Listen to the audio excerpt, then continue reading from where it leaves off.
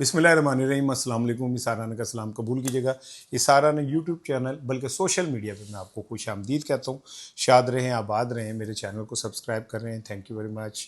Press करते हैं bell icon को, कर दिया है, आप तक भी लोग पहुँच रहा है, again thank you very much. और अगर कमेंट्स करते हैं तो बहुत बहुत शुक्रिया। दायरा गैर में रहने वाले जो मेरे पाकिस्तानी हैं उनके लिए स्पेशल आई लव यू। आज दो तीन चीज़ें हैं बड़ी इंपॉर्टेंट जो मैंने आपसे करनी है। सबसे पहले तो अलीमा खानम ने सुहेल अफरीदी को एक चैलेंज किया। सुहेल अफरीदी ने अपनी क़यादत को एक चैलेंज किया, बल्कि क़यादत को एक फाइनल वार्निंग, चेतावनी सारी जारी कर दी। अब अलीमा खानम के चैलेंज उनके एक्सेप्ट करने के बाद, उनकी चेतावनी यानी वार्निंग देने के बाद क़यादत को अब जो कुछ सूरत हाल बन रही है वो क्या बनने जा रही है, और पीटीआई जो है, पीटीआई उसका प्लान क्या, ये जो चेतावनी है, ये जो फाइनल वार्निंग है, इसका कोई रंग नज़र आएगा कि नहीं।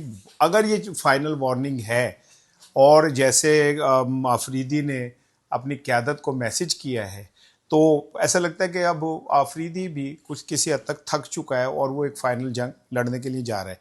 बड़ी इंपॉर्टेंट चीज़ है, क्या करने जा रहा है, क्या कहा है उसने, कि मलीमा साहिबा ने उन्हें क्या कहा है, इस पर मैं बात करूंगा। लेकिन सब ज़रा एक चीज़ ज़रा मैंने बड़ी इंपॉर्टेंट आपसे उससे पहले करनी चाह रहे थे, गिलगित बल्तिस्तान के इंतखाबात के हवाले से।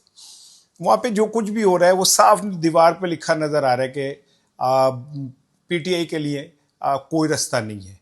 सलमान अकरम राजा को और बाकी लोगों को जिस तरह सूबा बदर किया गया, उससे बात ये समझ गए, जिस तरह प्रोटोकॉल दिया गया नवाज शरीफ को, बिलावल भुट्टो को जलसों की आज़ादी है, पीटीआई के ऊपर पाबंदी, उससे ये बात क्लियर है कि गिलगित बल्तिस्तान इलेक्शन में कोई गुंजाइश मौजूद नहीं है पीटीआई के लिए।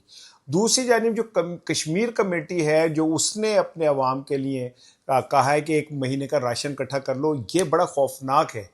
1 महीने का राशन इकट्ठा करने का क्या मतलब है, ये आप अच्छी तरह समझते हैं। मैं अभी इसके ऊपर आता हूँ, पहले गिलगित बल्तिस्तान के ऊपर मैं चाह रहा था बात कर लूँ।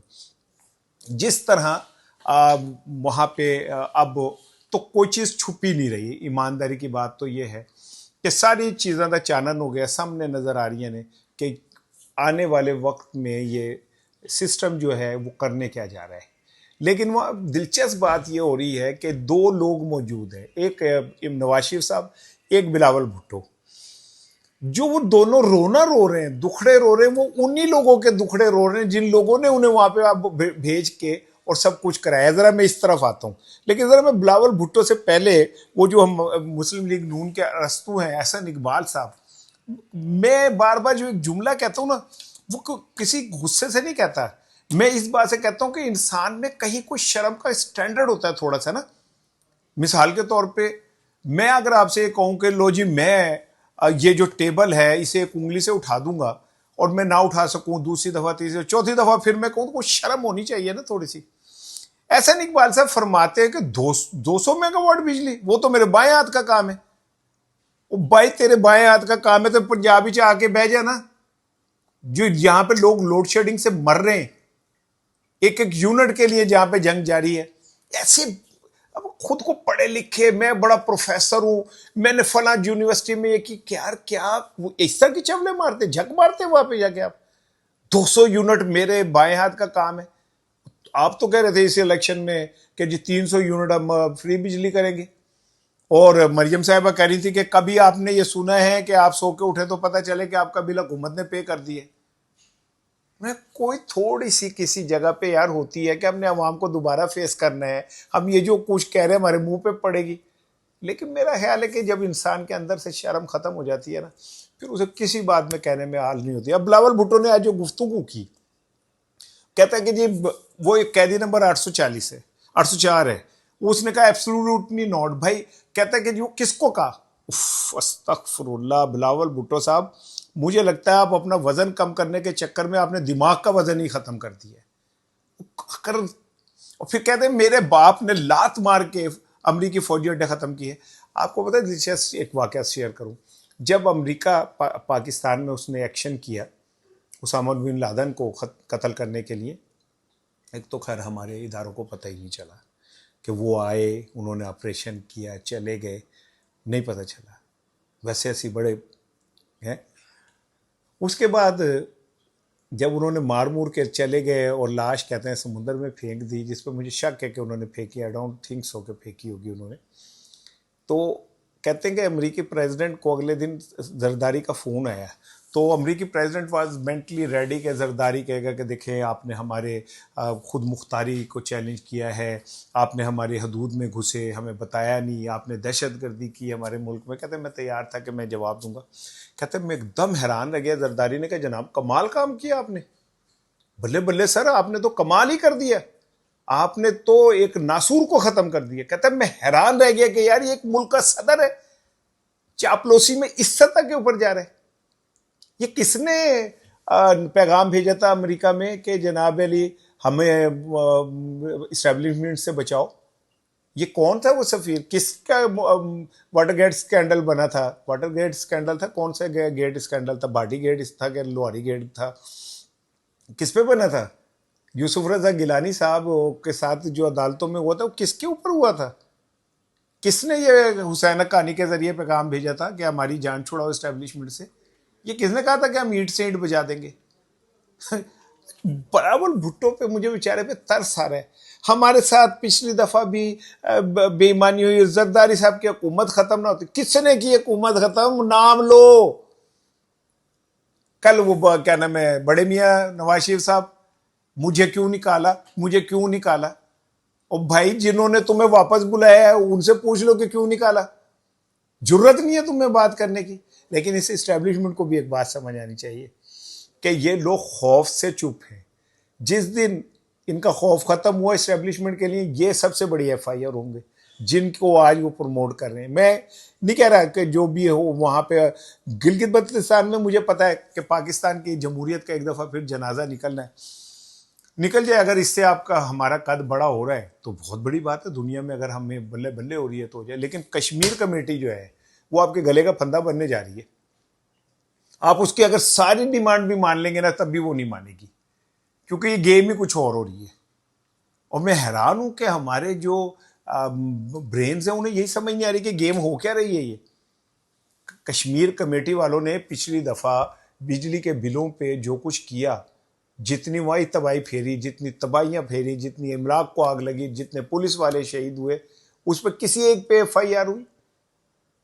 इसलिए कि वो पुलिस वाले तो उनकी तो हैसियत कुछ नहीं थी।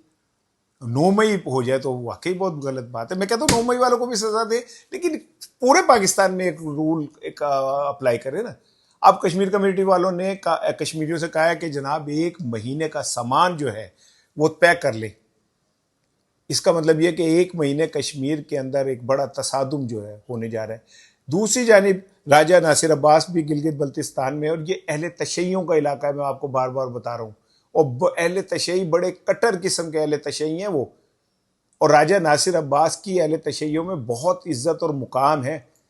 आप समझे कि राजा नासिर अब्बास का वहाँ की मौजूदगी और ये सारा कुछ गड़बड़ हुई तो गिलगित बल्तिस्तान में क्या होगा और कश्मीर में क्या होगा। मेरा काम है भाईजान पहले बता देना, अगो थोड़ी मर्जी है।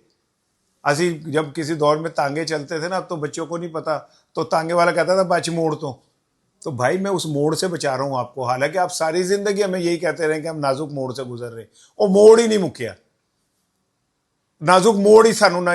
वो कम हमारे दोस्त थे खान साहब, तो उन्होंने कहा जनाब, वो कहते कि मैं यार किसी जगह गया तो वहाँ पे मैं बाहर निकला तो पसीने पसीने मेरे तो खलियाँ पड़ गई पैरों में मेरे खलियाँ पड़ गई। खलियों को उर्दू में क्या कहेंगे, पट्टे खींच गए। तो किसी ने कहा क्यों? कहते वो मालिक ने कहा एक कोने में बैठ जाओ। तो कहता फिर कहता यार वो कमरा ही गोल था, मैंने कोना नहीं लगा, मैं घूमता ही रहा हूँ सारे दिन।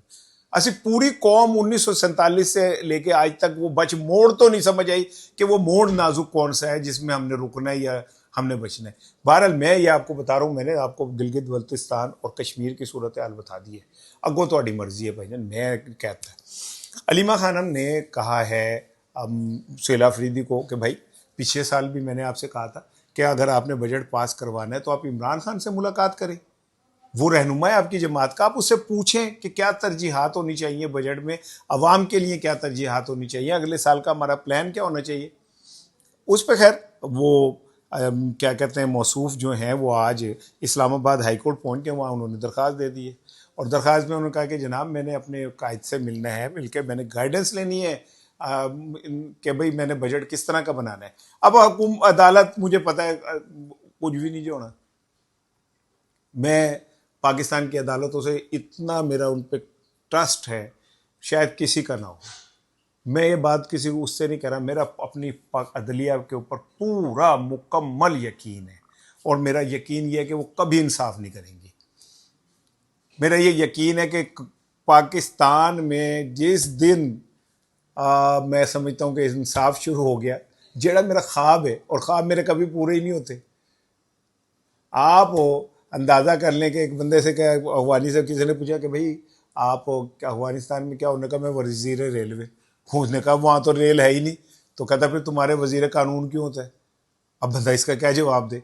लेकिन वो अदालत पहुँच गए, अदालत ने क्या करना है, तारीख पे तारीख, तारीख पे तारीख, काम आगे बढ़ता जाएगा। लेकिन यहाँ से असल बात शुरू होती है।